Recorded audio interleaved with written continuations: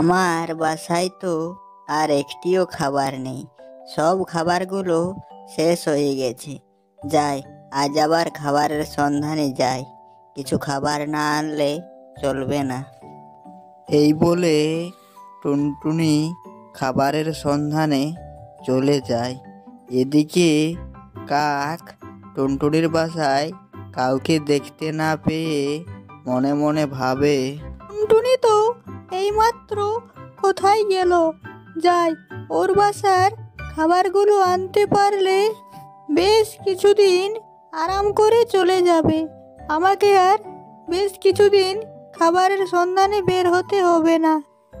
এই বলে কাক টুনটুনির বাসার দিকে খাবার চুরি করতে চলে যায়।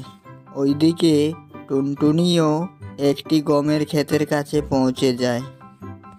এখানে তো অনেক খাবার, যাই কিছুগুলো খাবার নিয়ে আমার বাসায় যায়।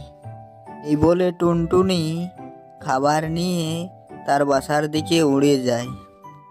এদিকে টুনটুনির বাসায় কাক কোনো খাবার দেখতে না পেয়ে, দূর ছাই, এত কষ্ট করে টুনটুনির বাসায় ফালতু এলাম, একটিও তো খাবার পেলাম না। এদিকে টুনটুনিও তার বাসায় ফিরে আসে এবং তার বাসায় এসে সে তার বাসার সামনে কাককে দেখতে পায়।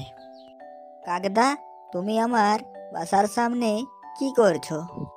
না, মানে টুনটুনি, আমি এইটা দিয়ে যাচ্ছিলাম, যাবার সময় দূর থেকে তোর বাসাটি দেখতে পেলাম এবং দূর থেকে দেখে তোর বাসাটি খুব সুন্দর ও শক্তপোক্ত মনে হলো, তাই একটু দেখতে এলাম, এই আর কি। টুনটুনি মনে মনে ভাবে, আমি তোমার মতলব বুঝতে পেরেছি গো কাকদাদা। তুমি আমার বাসায় চুপি চুপি এসে খাবার চুরি করবার পরিকল্পনা করেছিলে। আমার বাসায় কোনো খাবার না থাকায় তুমি আজ আমার হাতে ধরা পড়ে মিথ্যে কথা বলছো। এর তোমায় উচিত শাস্তি দিতে হবে। হ্যাঁ গো কাকদা, আমি খুব পরিশ্রম করেই এই বাড়িটি বানিয়েছি। তুমিও এরকম একটি বাড়ি বানা করাবে নাকি? কাক মনে মনে ভাবে, টুনটুনিকে কোনোভাবেই বুঝতে দেওয়া যাবে না যে আমি এখানে খাবার চুরি করতে এসেছি। কথাটি অন্যদিকে ঘুরিয়ে দিতে হবে। হ্যাঁ রে টুনি, অবশ্যই বানাবো, ওই জন্যই তো তোর বাসাটি এত ভালোভাবে ঘুরে ঘুরে দেখছি।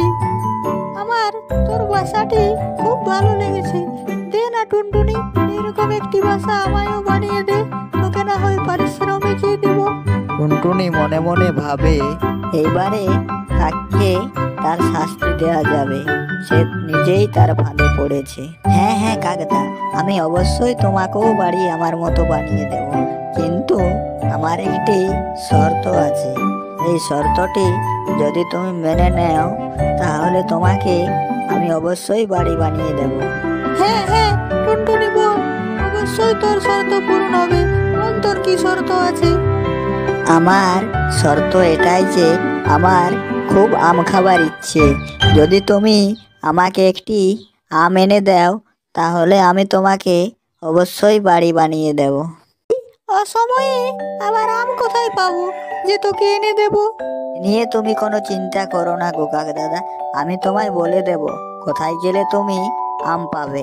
তুমি যাও ঈগলের বাসায়, ঈগলের আম গাছটিতে সব সময় আম পাওয়া যায়, তুমি সেখান থেকে আমায় একটি আম এনে দাও।